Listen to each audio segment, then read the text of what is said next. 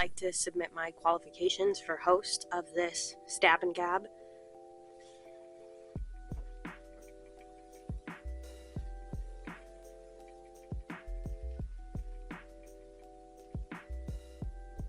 I made this. Oh my god, hi. How are you? Happy September. Welcome. We're gonna have a little Stab and Gab, stitch and bitch, whatever you want to call it. I'm gonna call it a Stab and Gab because I don't want to call it a stitch and bitch in the caption because I don't want it to end up like, I don't want little kids to read swear words. That's not cool. So we'll call it a Stab and Gab. Stabbing is so much better than bitching. I'm trying. But murder, because we're the Crow Club. Flock of crows is called a murder. Sometimes people stab people, and that's a murder. Anyways, we're gonna knit while I talk. I'm gonna knit. You can knit if you want. I'm gonna knit, and let's talk, because I had a video idea I was gonna do this weekend, and then I got sick. So we're not doing that. I'll try again later, though. Okay, so this is my collection of knitting needles. Gorgeous. So I have all different size needles, and then I like the circular needles because I will lose them. And so then you can attach however long of a circle you need, even if you're knitting something that's just straight. So these are my knitting needles. This is the yarn we're working with. One of my friends asked me to make him a scarf, like the one I made for my husband when he played Bob Cratchit in A Christmas Carol. So we're going to start on that because Christmas will be here so soon. And this is my giant teacup that holds my yarn.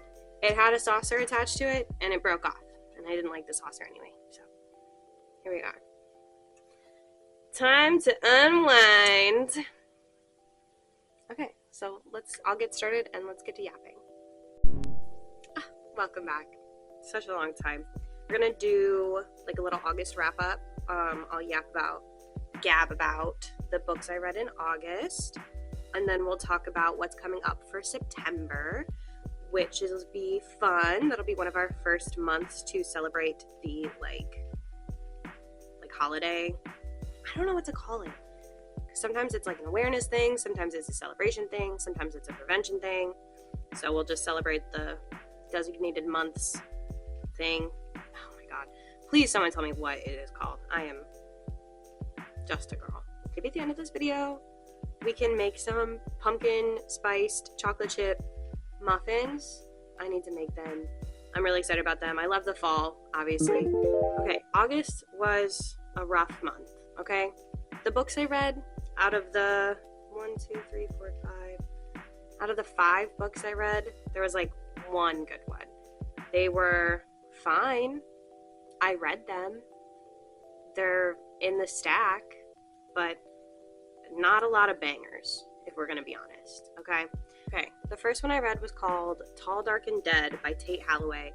It was a blind date with a book that I had gotten from a local like indie bookstore back in Texas, and the little the wrapped paper on it said that it was like vampires and witches and campy and a love triangle. I was like, oh hell yeah, that sounds amazing, sign me up. But then I read it, and it was not as campy as advertised. It was not, and also not like as love triangle-y as advertised, I felt. And I'm the one reviewing it, so my feelings are the only ones that matter to me right now in this moment. So that was Tall, Dark, and Dead. It's also like a series, like those cozy mystery books. It had multiples, which I didn't read, so I don't know if it ever got better, but I did read the summaries of all of them because I wanted to kind of know what happened without really the commitment of reading all those books. After that, I read God Shot by Chelsea Beaker. That one was 5 stars. That one was amazing, stunning. Wow, holy crap. It was so good. I was speechless when I finished it, which is not, a common occurrence with me. I do love to yap, This one was about like a cult in California.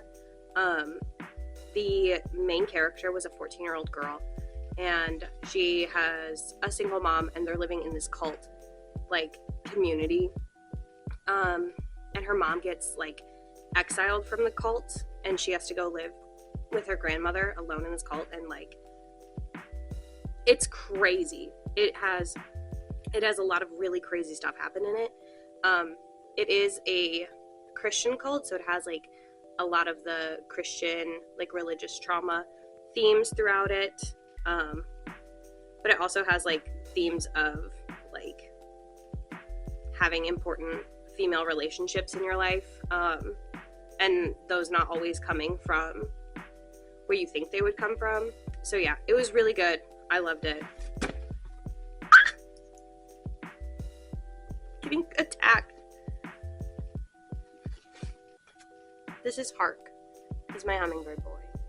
He's got a little flower. He's supposed to sit on top of the bookcase, but sometimes he falls. This is Hark. He can hang out with us. Do you want to hang out? Okay. He just wanted to be part of this, guys. Open the window a little for him so he can see out the window. Okay. Well, that's Hark. Like, hark the herald angels sing. Anyways, he's here now. Then I read If He Had Been With Me by, what's her name? Laura Nowlin? I can't read. Let me read you my review. It's posted on my Instagram. But what are we doing? Like, honestly. Okay, I was extremely angry when I finished this book. I was filled with a rage at the writing style, at all the plot points that happened in it, at the characters and their choices that they made. They all made terrible choices, every single one of them, every time. The female main character was so annoying to me, and when I finished the book, I realized she never made a choice for herself at all, ever. The book is set in high school, so it goes through all 4 years of high school with her. And in those 4 years, she never really makes an independent choice for herself. Except for once, she's at a Claire's, and she buys herself a crown. And that's kind of becomes her signature. She wears a crown every single day in high school. That is truly like the only choice that she ever makes for herself. Like, what are we doing here? She's dating this guy, and he's the worst. And, you know, like, I get, like, high school is not the time to go against the status quo and, like, express yourself. But, like, be so real. Like, you can't make one singular choice about your own life at all, ever. Like, she just, like, wanted all these things for herself, and the guy that she was dating, like, completely changed her and her friendships. And, yeah. It was one of those everyone sucks kind of situations. Something that bothers me in books is when a lot of the characters have a similar sounding name, or even the same name. I'm like, what are we doing here? Why do you have someone named, I wrote them down because they pissed me off. Why do you have a Sylvia, or a Sylvie and a Sasha? Those look so similar on the page. Sylvie and Sasha. There was also an Alex, an Alexis, and an Angelina. That's too many A names. You really need to switch it up. There's just no diversity in the cast. There's no diversity even in your name choices. These are fictional characters. They do not need to have similar sounding names, like, at all. Unless it's, like, an intentional, like, subtle plot point thing to, like, but that wasn't happening, because this was not a highly intelligent book. I'm getting mad again. And there was a plot point, or, like, a plot thing that happened in the plot that happened to one couple in this book, and then at the end it happened to another couple in this book. I'm like, okay, sure, maybe it's foreshadowing, but do we really need two? Do we really need two of those things? Can we just hint at it? Can we just be, like, a little bit smarter with what's going on here? And there was no need for it to be over 400 pages. No need at all. And the writing was very much just like, this happened, this happened, this happened. I felt like this happened, this happened, this happened.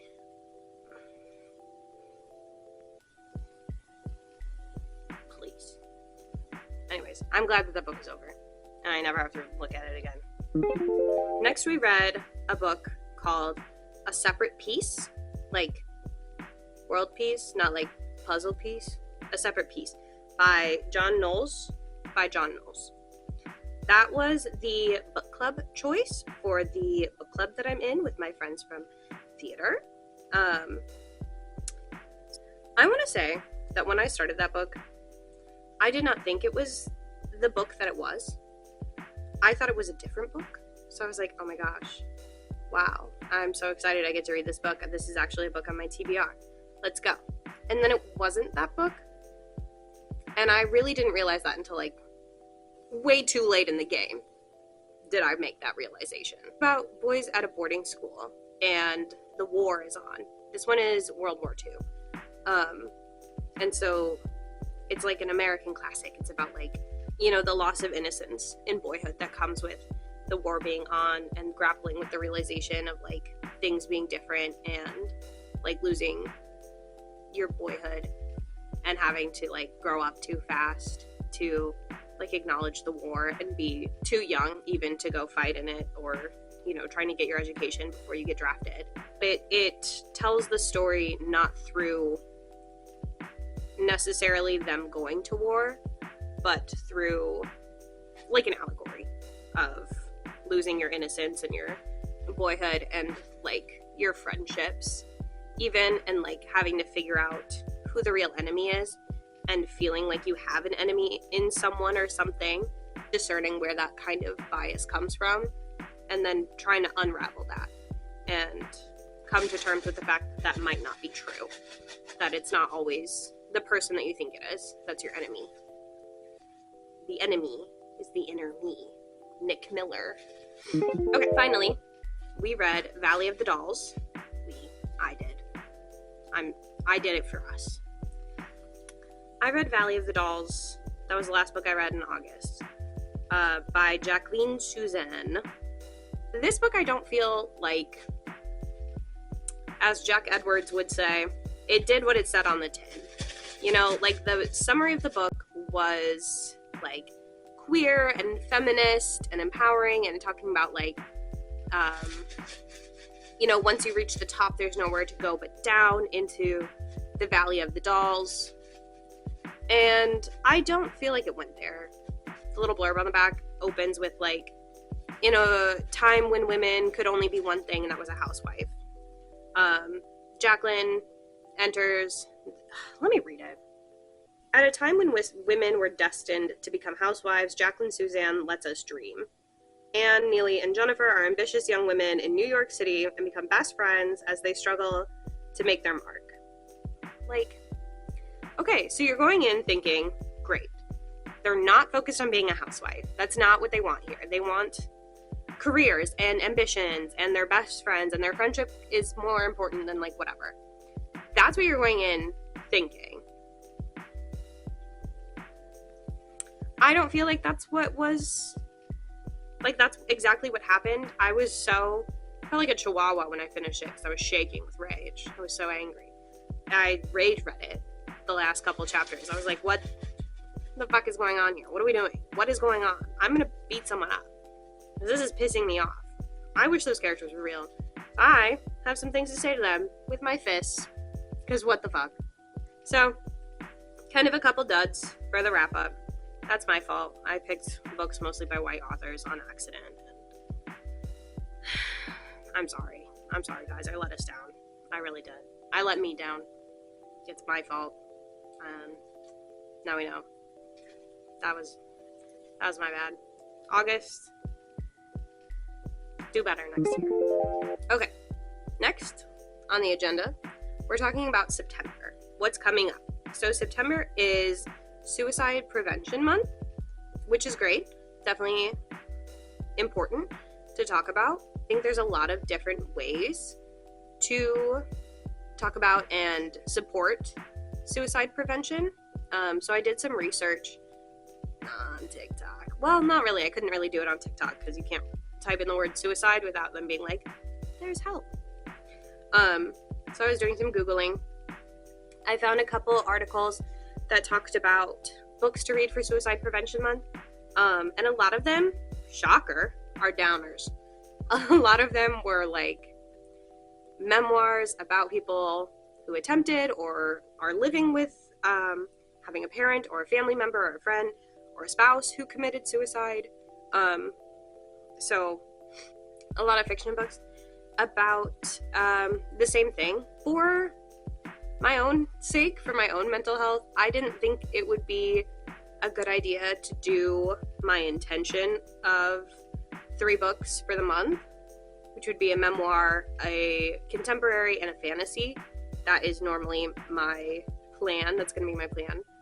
But for suicide prevention, and this will probably also be true for October, which is domestic violence awareness, and maybe even for April, which is sexual assault awareness, I would rather do something than read 3 books that would put me in such a heavy headspace. So I picked 1 book for this month. That was the video I was going to film. I was going to read this book and do like activities, actions to inspire or just even promote mental health, which helps with suicide prevention, and to talk about that, which is a video I still will do. It's just not one I had energy for in the battles of my cold. We will read 1 book for this video for September, as September itself. And then we'll also we're going to create something and we're going to try something new. That will be the goal for Suicide Prevention Month, is to read a book and to create something new and try something new. And then we'll just talk about reasons to keep living. For myself, because I'm the only one I can really speak for, but things that I want to stick around for, that are worth hanging on to despite everything that's going on in the world. The book that we will be reading, if you want to read it with me, will be The Astonishing Color of After. I've heard about this book for like years and years and years. It's got a very like stunning and like very recognizable cover. This one is about a girl whose mother committed suicide, and she believes that her mother turned into a bird after she died, hence the crane. So she goes to Taiwan to meet her grandparents, and she's determined to find her mother. So she's chasing ghosts, uncovering family secrets, and forging new relationships with her grandparents. As she grieves, she must try to reconcile the fact that on the same day she kissed her best friend and crush, her mother was taking her own life. Alternating between reality and magic, past and present, hope and despair, The Astonishing Color of After is a stunning and heartbreaking novel about finding oneself through family history, art, bravery, and love. So I thought that was a really good book to choose for our first month together, especially one that's so heavy, such as suicide prevention. I'm sure we all know someone who has struggled with suicidal ideations or have personally gone through something like that. That's the book that we chose for that one. Well, I chose. I'm in charge here. This is my club. I'm gonna do what I want. So that'll be September's pick for September as a whole. The reason I keep saying September as a whole for like Suicide Prevention Month is because Hispanic Heritage Month also exists in September and October. It starts on September 15th and it goes till October 15th. Originally, a Hispanic Heritage Month was only like 2 weeks, which is why it starts in the middle of the month and it goes, and then I guess the committee decided to extend it to a whole month. We will be celebrating Hispanic Heritage Month, so you get a twofer in September and October. So I did some research for Hispanic Heritage Month. I found 3 books to read. I found a memoir. Put my stabbing down. Okay. The memoir is Down These Mean Streets. This one is by Puree Thomas. 30 years ago, Puree Thomas made literary history with this lacerating lyrical memoir of his coming of age on the streets of Spanish Harlem. Here was the testament of a born outsider, a Puerto Rican in English-speaking America, a dark-skinned Morentio, and a family that refused to acknowledge its African blood. Here was an unsparing document of Thomas's plunge into the deadly consolations of drugs, street fighting, and armed robbery. A descent that ended when the 22-year-old Puree was sent to prison for shooting a cop. So, this one sounded the most interesting to me. It's not super long, 350 pages, barely. So, if this sounded interesting to you, grab it. We'll be reading it for Hispanic Heritage Month, which starts, you got it, September 15th. We will also be reading I Am Not Your Perfect Mexican Daughter by Erica L. Sanchez. Perfect Mexican daughters do not go away to college. They do not move out of their parents' house after high school graduation. Perfect Mexican daughters never abandon their family. But Julia is not your perfect Mexican daughter. That was her sister Olga's role. Then a tragic accident leaves Olga dead, and Julia reassembling the shattered pieces of her family. And no one seems to acknowledge that Julia is broken too. Instead, her mother channels her grief into pointing out every possible way Julia has failed.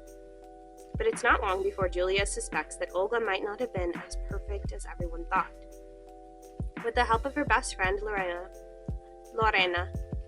and her first love, first everything, Connor, Julia is determined to uncover the truth. Was Olga really what she seemed? And how can Julia even attempt to live up to this seemingly impossible ideal? A couple of my friends back in Texas read this book and they loved it. They thought it was very accurate to their life and what they grew up with their parents. So I am excited to read it. It is one that has been like on my radar for freaking ever. It's one of like the first pictures on my phone that I have of a book that I wanted to read. So I am so excited to get into this one. Okay, so that was our contemporary pick, obviously. And I need a water break. Okay, and the final book that we have for Hispanic Heritage Month will be Vampires of El Norte. Please forgive me if I'm saying that wrong. I'm trying my best, and I'm stuffy, so I really can't do anything but a solid Midwestern accent right now. Okay, Vampires of El Norte. This is by Isabel Canas. Canas? How do you say that? Actually, let me not make a dumbass of myself. Okay, sorry. I did learn French in college after learning Spanish in high school. So, any accent I have is Vampires of El Norte by Isabel Canas. Okay, I feel better. Thank you for going on this journey with me. I'm sorry for not taking the time to do that beforehand. I love vampires. That's why I picked it. It sounded fun, because I love vampires. Okay. I'm gonna try so hard, okay? Please don't make fun of me. Be nice to me. As the daughters of a rancher in 1840s Mexico, Nina knows a thing or two about monsters. Her home has long been threatened by tensions with Anglo settlers from the north. But something more sinister lurks near the ranch at night. Something that drains men of their blood and leaves them for dead. Something that once attacked Nina 9 years ago. Believing Nina dead, Nestor has been on the run from his grief ever since, moving from ranch to ranch, working as a vaquero. But no amount of drink can dispel the night terrors of sharp teeth. No woman can erase his early childhood sweetheart from his mind.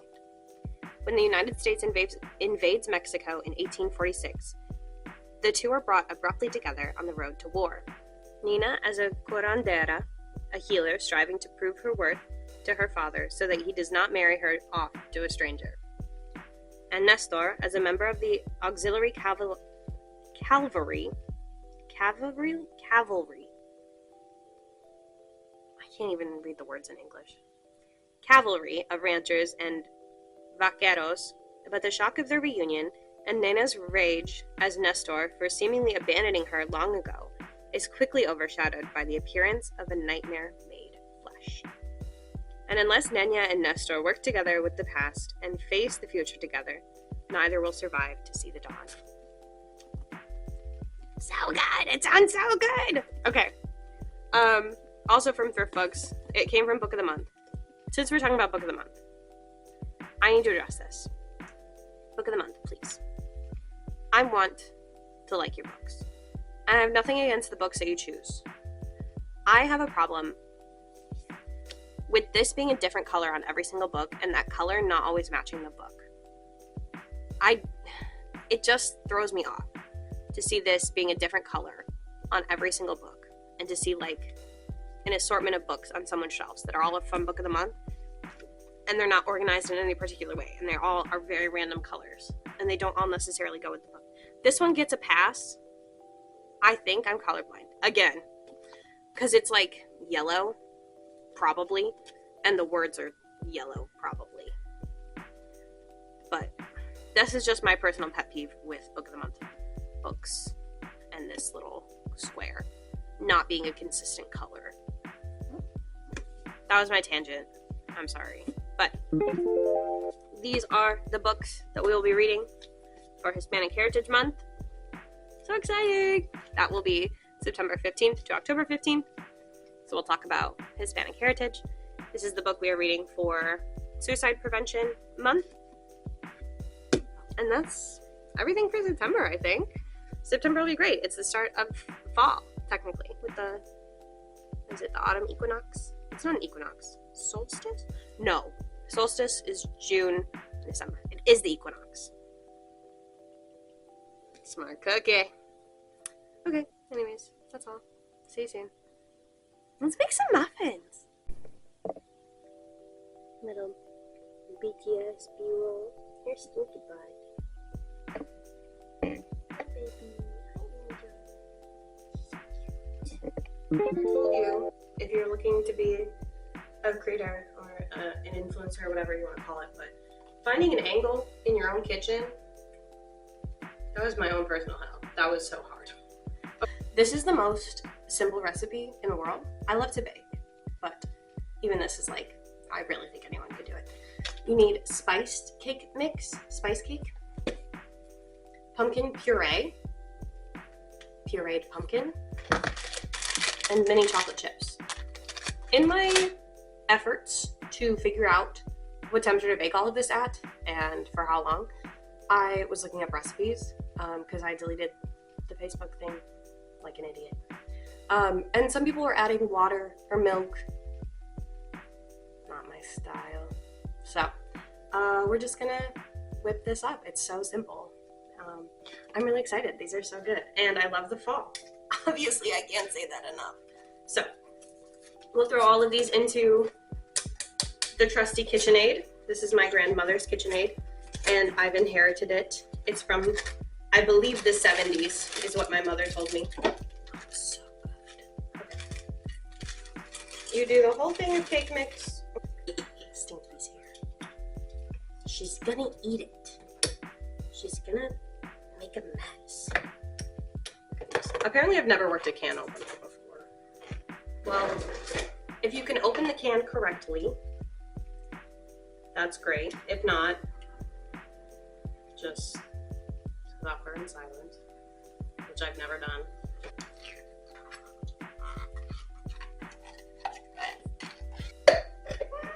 So exciting! I think pumpkin is safe for cats, so if she goes into the sink to lick the spoon, it won't be the end of the world. Let me double check. Is pumpkin safe for cats? 100% pumpkin is safe for cats, not pumpkin pie filling. This is a pumpkin puree, so I think we're good. 100% pure pumpkin. I'll learn how to work a camera someday. So, do you want some pumpkin? Come here. Come here.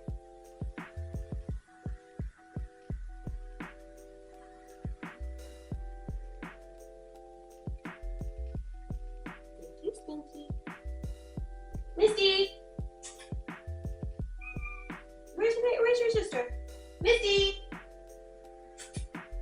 Hold on, I have to go over to the other one. She was indisposed, but my husband's taking care of it. So, she will get her pumpkin. She ran out of the room so fast. Oh, she knew I was calling her. Stinky! You want some more? I didn't give you that much. Come here. Thank you, Goose. You're welcome, love. Pumpkin's over here.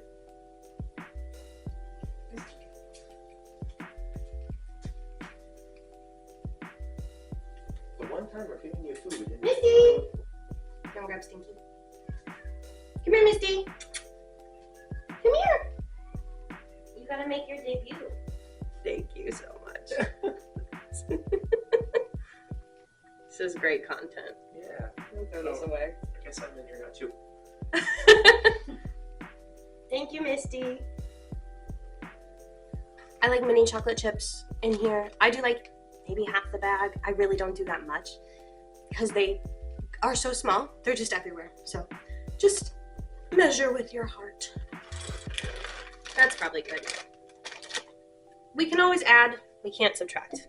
Come here. Let me show you. Look it. So beautiful. We've got our chocolate chips. We've got our pumpkin. We've got our cake. We've got our vintage KitchenAid. This one is cool because it like the old ones, like the top would move. This one, like not the old one, I guess. This is the old one. You like crank it to get the bowl up. Ta-da!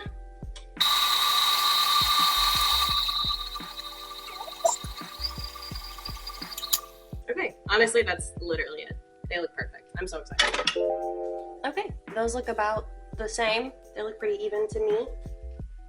Ta-da! Okay, we'll pop these in. We'll say like 10 minutes. I'll check them in 10 minutes. They won't be done, but I'll know how we're doing. Okay.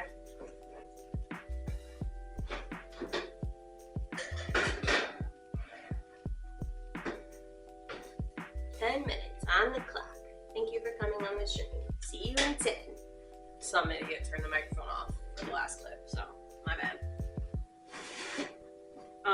They went for 10 minutes. They weren't done, obviously. So we did 7 minutes. I think I'm gonna give them like 3 more minutes just to really firm up. Okay, 3 more minutes. 3rd time's the charm. They're perfect. Okay, so that was $3.50 for 20 minutes is what we have. But I have a gas oven. So, results may vary, but look at that. We made something beautiful together. I'm so proud of us. Okay, go make something lovely and wonderful for yourself. Bye!